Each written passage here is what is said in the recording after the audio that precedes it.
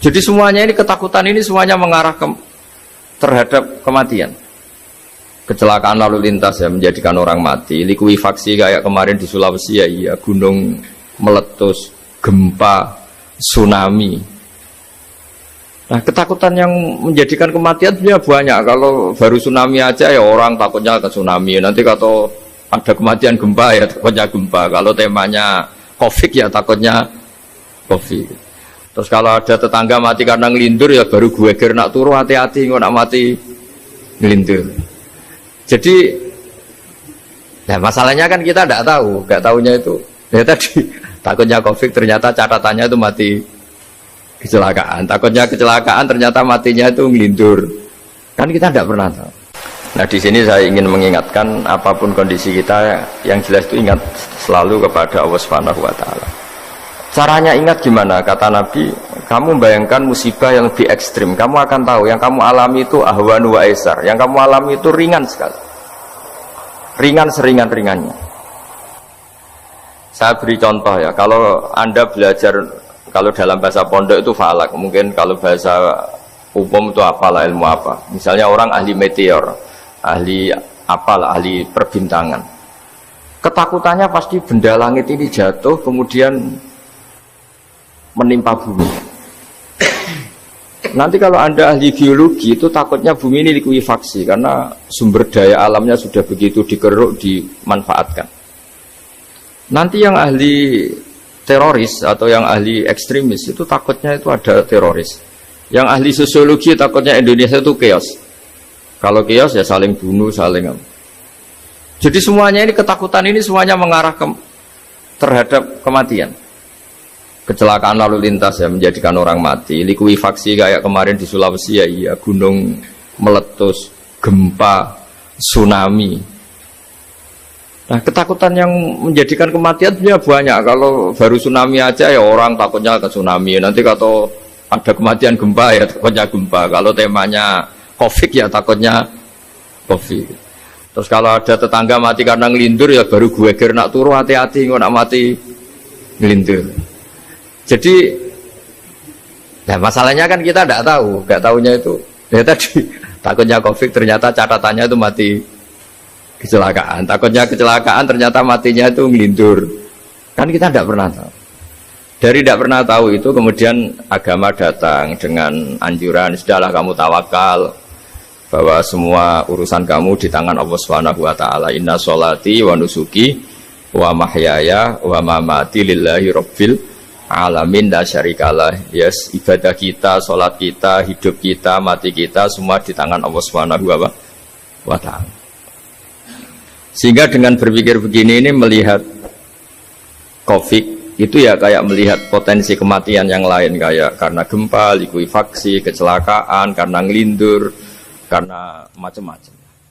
Kenapa saya membuat atau menyarankan ya supaya orang berpikir demikian, supaya bersyukur bahwa kita ini dihimpit, disekelilingi penyebab kematian tadi. Kalau kita ahli meteorologi mungkin takutnya itu asteroid jatuh, terus kemudian meteor jatuh yang nggak habis digesek oleh sistem alam, terus macam-macam. Yang ahli gempa juga takutnya gempa, yang ahli tsunami takutnya tsunami, yang ahli sosial takutnya Indonesia chaos, kemudian saling apa? Bunuh, saling apa, dan sebagainya, dan sebagainya.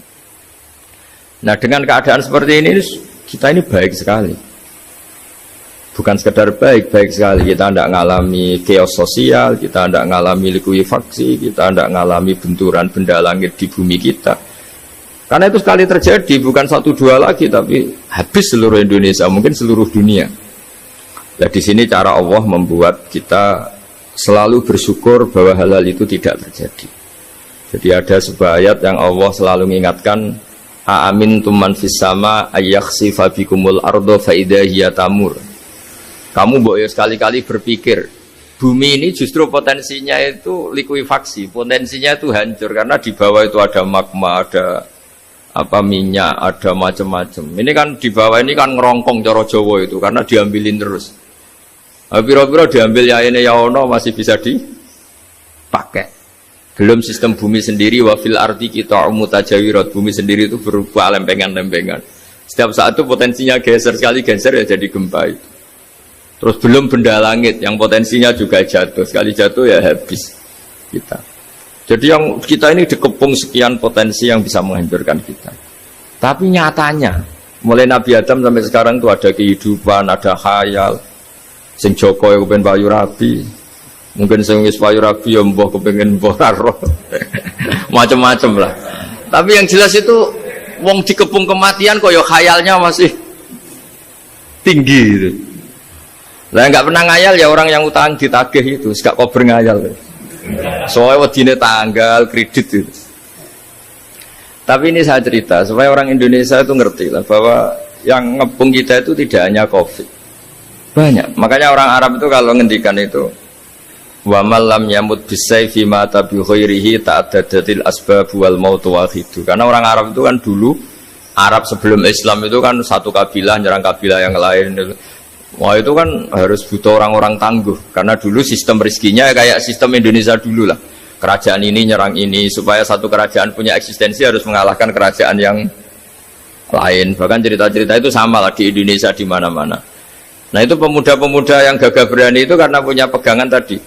Wa man lam yamut bisayfi toh mata biwirihi. Kalau kamu tidak mati di medan perang ya tetap aja mati juga.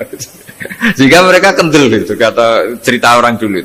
Ta'addadatil asbab wal maut wahidu. Sebab kematian bisa macam-macam, tapi kesimpulannya tetap saja namanya mati.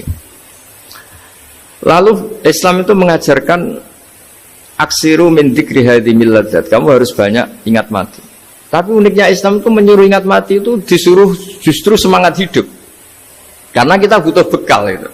Jadi kalau kamu ingat mati itu jangan terus loyo, terus nunggu takdir mati itu enggak, malah disuruh semangat. Nah, tenaga medis semangat mengobati pasien, yang pasien juga semangat mensupport dirinya supaya punya keberanian hidup. Orang Jawa nunggoni anak, nunggoni putu. Kalau saya sebagai kiai ya nunggoni santri, nunggoni umat. Jadi ingat mati itu justru dengan cara mencintai hidup. Karena hidup ini adalah bekal kita untuk sanggup ketemu Allah Subhanahu wa taala. Kadang-kadang bekal itu mudah sekali. Ada orang nakal gara-gara minumin anjing yang baru haus, sama Allah dimaafkan. Ada orang yang pulang dari tempat kerjanya, ada duri di tengah jalan, disikirkan takut kena orang, diampuni Allah, akhirnya menjadi ahli apa? Surga. Ada orang yang kerja untuk orang tuanya, kemudian orang tuanya dicukupin menjadi ahli surga. Bahkan ada ahli surga itu ceritanya itu, tapi ini jangan dicoba. Ada orang sudah jelas niat, nyun sewu niat zina. Sudah tinggal itu terus mikir dia saat itu takut Allah gak jadi, barokahnya gak jadi, langsung dia jadi ahli surga. Sarannya gak jadi loh ya. Tapi ya tidak usah dicoba. Itu kalau keterusan masalah. Jadi Islam itu menganjurkan ingat mati, tapi justru dengan cara mencintai kehidupan. Karena yang jadi referensi Allah nanti di akhirat adalah perilaku kita, amal kita zaman apa? Hidup. Jadi disuruh ingat mati, tapi justru dengan cara sangat mencintai apa? Kehidupan. Lalu yang dinamakan kehidupan itu apa? Ya kita-kita ini. Ada yang mengkhidmati agama, mengkhidmati orang sakit, mengkhidmati itu ya berbakti, membantu. Ada yang nata lalu lintas, ada yang nata keamanan kayak Pak Polisi, ada yang nata keuangan kayak Kemenku. Macam-macam. Semuanya harus kita cintai, profesi-profesi yang oleh Islam dianjurkan untuk kita nekuni itu. Jadi saya mohon lewat cerita ini orang itu tidak fokus takut Covid. Kasihan Covid kan jadi tersangka pembunuh sini. Padahal di kampung-kampung orang lugu-lugu yang saking nggak ngertinya itu kalau dikasih sumbangan itu katanya itu salam ning Covid matur nuwun. Itu ribet kalau orang lugu-lugu itu. Dikira Covid itu satu makhluk atau manusia yang apa nyumbang itu. Jadi saya mohon semohon-mohonnya, minta seminta-mintanya, sampean harus ngitung nikmat lah. Dengan sistem meteor seperti itu di langit tidak jatuh ke kita, sistem bumi yang sudah ngerongkong gini tidak likuifaksi. Terus di dunia ini banyak kimia, banyak racun. Itu kalau misalnya meledak kemudian dibawa angin, mungkin matinya lebih massal. Ternyata semua itu nggak terjadi. Artinya nikmat yang sekarang kita dapatkan, kita nikmati sekarang tuh jauh lebih besar ketimbang ketakutan kita. Nah, ini Islam selalu menganjurkan fadzkuru ala Allah la'allakum tuflihun. Selalu ingat sisi-sisi nikmatnya Allah. Kamu jangan hanya sisi wah kita dikepung Covid, kita punya istri judes, punya anak nggak nurut, punya atasan sadis, punya anak buah nggak loyal. Kalau gitu terus ya kamu nggak berani hidup. Yang diingat masalah. Itu salah, hidup seperti itu salah menurut Islam. Yang Islam menganjurkan fadzkuru ala Allah, kamu ingat sisi-sisi nikmatnya Allah, bukan sisi-sisi kita hidup itu diuji. Saya punya sekian cerita ulama-ulama yang unik, yang punya nasihat itu. Jadi ada orang kaya raya dulu temannya banyak, anak buahnya banyak. Suatu saat dia miskin terus gak ada yang berkunjung. Jadi dia ngeluh, curhat ke ulama itu.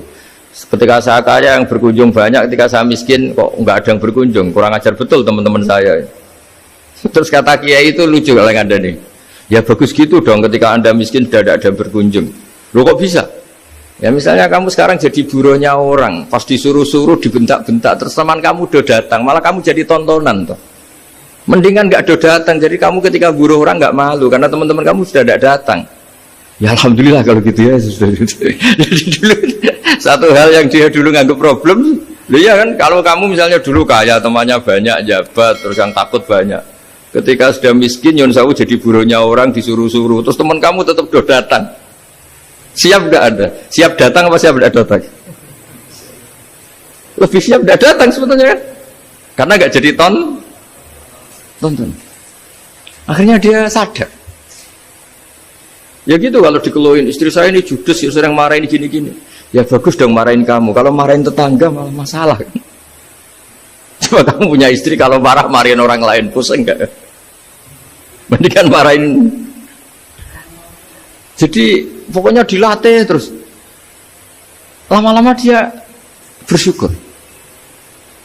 Nah termasuk cara kita melihat kehidupan. Ada doa Rasulullah SAW yang luar biasa, ya Allah jadikan kehidupan ini sebagai penambahan saya untuk berbuat baik. Wal mau tarohatan li min kulli syarrin, kalau saya engkau takdir mati ya anggap mawon ini mati itu berakhirnya semua potensi keburukan saya. Orang itu kan potensinya dua, buruk betul atau potensi buruk. Mungkin sekarang kita ada korupsi, tapi saja suatu saat kita korupsi. Mungkin sekarang kita ada salah, suatu saat potensi salah. Dan mati itu mengakhiri itu semua.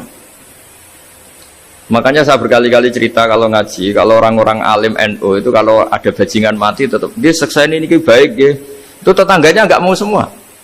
Wong bajingan kok darani baik. Tapi kiainya ngotot.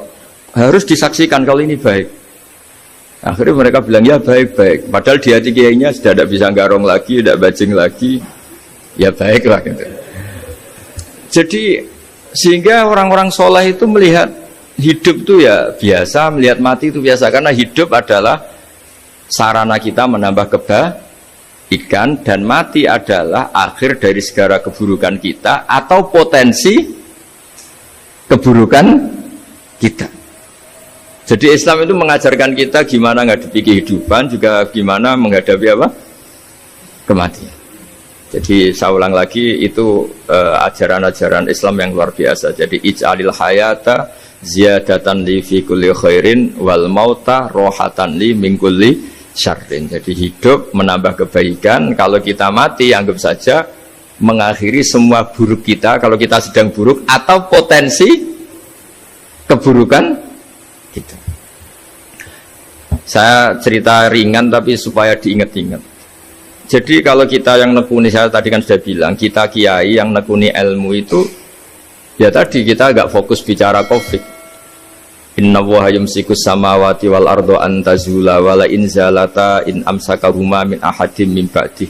Kalau kamu ahli meteorologi kan melihat ini jatuh jumlahnya besarnya sekian. Ini kalau digeser oleh atmosfer paling masih sekian, kayak kemarin Januari kan hujan meteor yang sering kena Lampung kemarin.